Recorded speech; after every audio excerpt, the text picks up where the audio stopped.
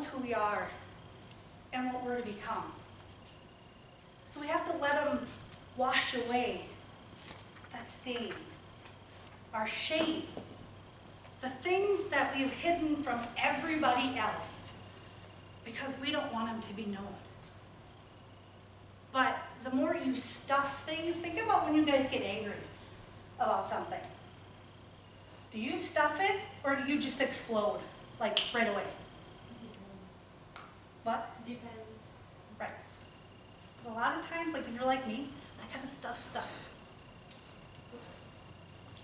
I stuff it like deep down until it gets too full and then it's got to go somewhere. So where does it go?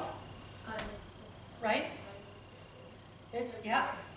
My son's sitting right here. He could tell you some days. You know, like you just kind of lose your patience a little bit.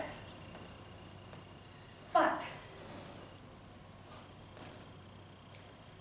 we need to let him wash away the stain of red. That's our shame and our condemnation. And replace it with garments of pure white. Jesus was the one who stepped out. And he was very respected. He was at the temple and he was teaching. And even the Pharisees respected him as a teacher of the religious law. So it wasn't like it was some nobody, some guy. I mean, this was Jesus. He shouldn't have even touched her because she was an unclean woman. And he did. I'm going to guess when she's kneeling down like this, terrified that he was going to be the one to end her life. I mean, she had to have been shaking, not trembling, just shaking with fear. I'll tell you, somebody's coming after me, I ain't going to be like, oh, please, no, no, no. I'm going to be screaming, flailing. I mean, putting up a fight. And he drew that line and told those men, and you don't talk to men like that back then, because he wasn't necessarily a high teacher, but he was a teacher. The Pharisees were as high as you were going to get. They were above. They felt they were above Jesus because they knew the law. Well, they forgot Jesus made the law, right? But as she's kneeling there in eyes, Jesus takes her. I'm going to guess he probably wrapped his arms around her just to comfort her a little bit in a very tender way. And when was the last time she had anybody touch her in a loving way? Not rough, not demanding. Jesus just looked at her and said, "Woman, where are your accusers?" And she finally looked up and saw there was nobody there. Because they couldn't. How could they? They knew they had sinned, and yet they were judging this woman. How many of us think we have somebody like that in our life who we feel will judge us? Right? Whether it's other girls, boys, teachers, parents, I mean, you name it. You think the whole world's coming at you. Right? And they knew they had done things just as this woman did. They might not be the same type of things, but they knew they had sinned. Hebrews 12, 1 through 3.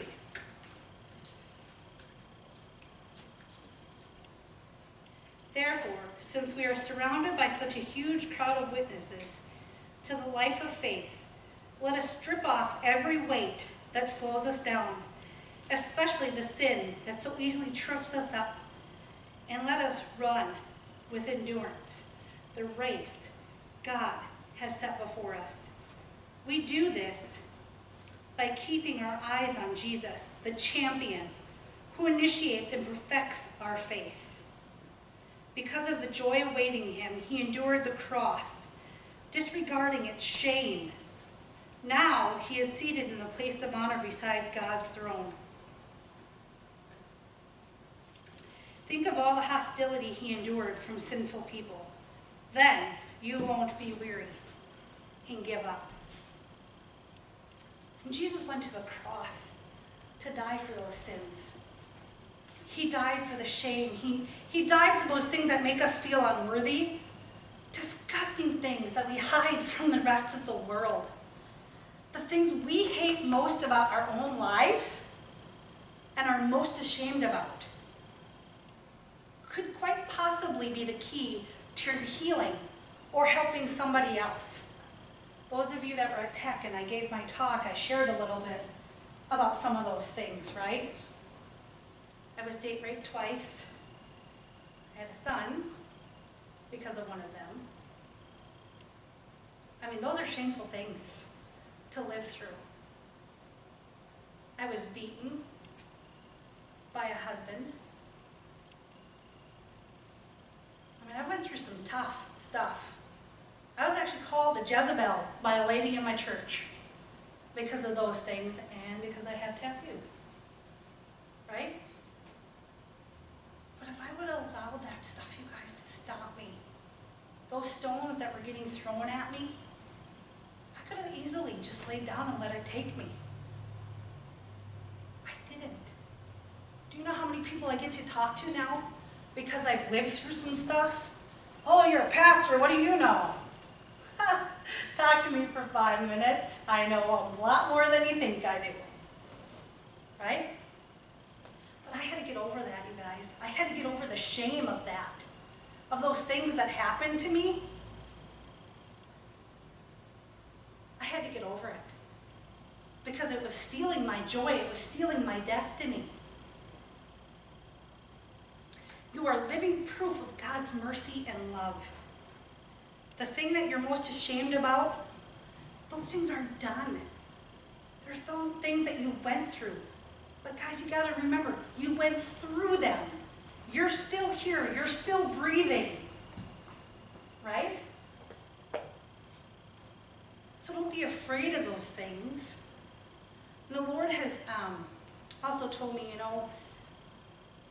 time and time again, that those things that happened to me or the bad choices that I made along the way, they'll only destroy me and my destiny, the stuff He has for me, if I allow it to. But I have to remember that He's already taken care of it. He's washed me white as snow. There's a song line that goes, sin has left a crimson stain, but He's washed me white as snow. So please understand that God's not angry. If you're doing some things that aren't so good, and you know you shouldn't be doing them, God knows. He knows you're doing it. But He's not down there going, Serena, knock it off. And if you don't stop, I'm not going to talk to you, or you're going to not be my beloved child. Or, I'm disappointed, or God's not disappointed, you guys. He is never disappointed in you. He loves you. He's not going to judge you for those things. He's not going to hold those things against you. Because those are the things that the enemy has meant for evil and to destroy you and to harm you.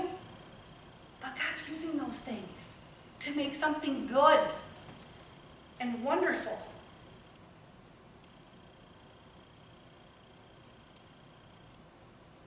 So please understand that He's not angry.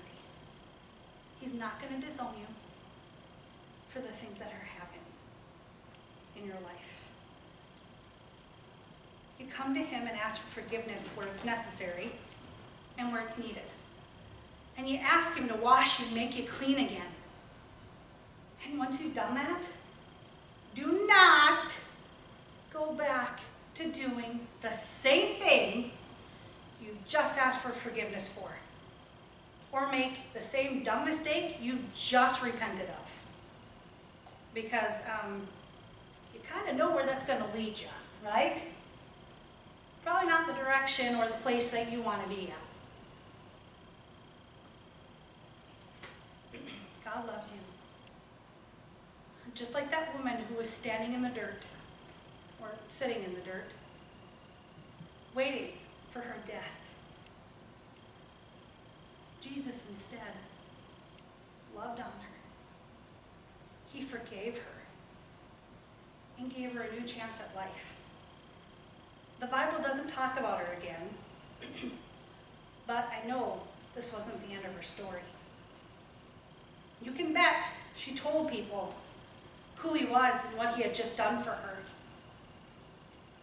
I mean, she probably went back home and told her family what God did. There was no more hiding that she was having an affair, because it was made clear. The areas by the temple, there were courtyards basically, and crowds of people would gather. Kind of like here, when there's an accident and you're driving past and everybody's doing this, and there's probably 2 more accidents that happen because everybody's nosy, wants to know. They didn't have cars back then, but you bet everybody in town was hanging out. And if a woman's coming, getting dragged, kicking and screaming, they're going to come running to find out. So, there was no more hiding what she did. But they also saw, it says the Pharisees left. But I think the crowd was still there because they still wanted to hear and see what Jesus would do with this. Right?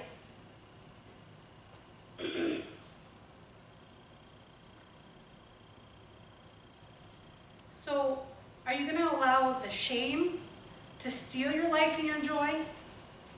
Or are you going to allow it to be used as a tool for God? To shine through you and be a testimony to your life and who God is and what the powers of his love can do? Are you running out of the temple square telling people what Jesus has done for you? Or are you still hiding yourself, waiting for a stone to be thrown at you to keep you down? What has happened to you in your life does not, and hear me girls, it does not get to define you. What God says is what matters. And that's what stands firm against anybody or anything that may try to come against you. So tonight you're choosing life. Are you choosing life lived in complete forgiveness for yourself and others? Or are you choosing to live in that shame and defeat that ultimately will lead to your death? God is so good. Let your life be a shining example of who he is. It's hard, guys, when we have so many people looking at us every single day. They're judging everything about us. The way we do our hair, whether we wear makeup or not, the way we dress, who we're hanging out with. It just goes on and on and on. And you guys know all that. That's the outward stuff. But what about this stuff? Don't run away from it. Deal with it. Because if you don't, it'll run you down. And it'll chase you. It'll come back. So just deal with it now. Okay? And let God just take it from you. Because it's not worth losing your entire life and everything he has planned for you. Don't say, I can't do it because this happened to me, or I did this, or, God knows what. But those things that happen and those things that you're doing that you know you're not supposed to be doing, stop doing them. Get it right with God. Lord, please forgive me for not acting right. Please forgive me for not talking right. Please forgive me for treating that girl like crap and being mean. Sometimes we don't even intentionally do it. Sometimes it's just the group that we're in. Stop. Be the example. Be the example. Do you want people accepting you for who you are? Or do you want them trying to dig through all the layers that you are, find the one thing you hate the most, and blab it to everybody, I think it's kind of like the modern day dragging the woman out, or the man, into the square, making their sins known to everybody. That's kind of what gossip is. We need to stop doing that, because we see how well that worked for her, right? She was a person, you guys. She actually lived. It's right here in the Bible. She was face to face with Jesus. If Jesus walked up to you right now, Jada, right now, what would you do? I would be shocked to see. Right? But would you like, oh shoot, I did like 5 things wrong today, and like, oh shoot, I said this thing, and we're probably going to the bad stuff right away. We can't even enjoy being in his presence, because we're immediately thinking about all the bad stuff that we did. Who cares? It doesn't matter. Get it right with God, and then stop doing it, and be the example.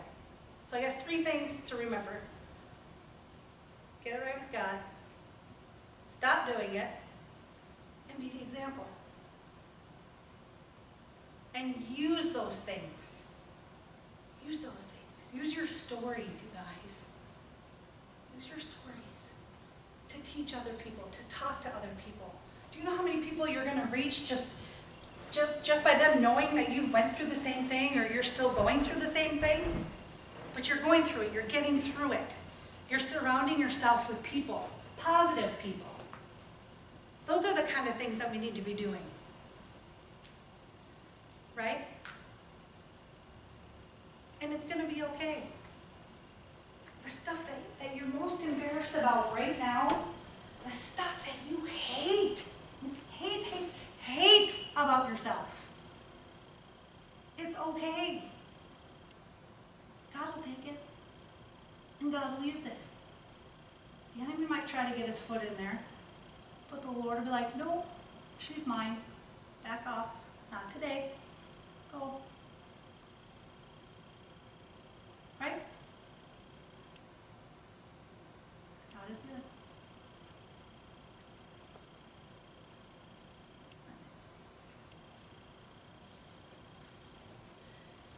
So, thank you, girls, for listening.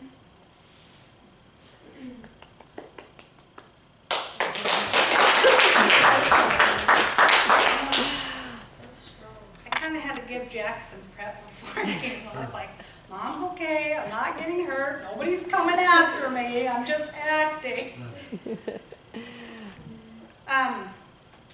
There was one thing that I was going to show you guys. This is the Thunder Road thing we were talking about. Yes. So, yes. Forget. The dates, well, the next one is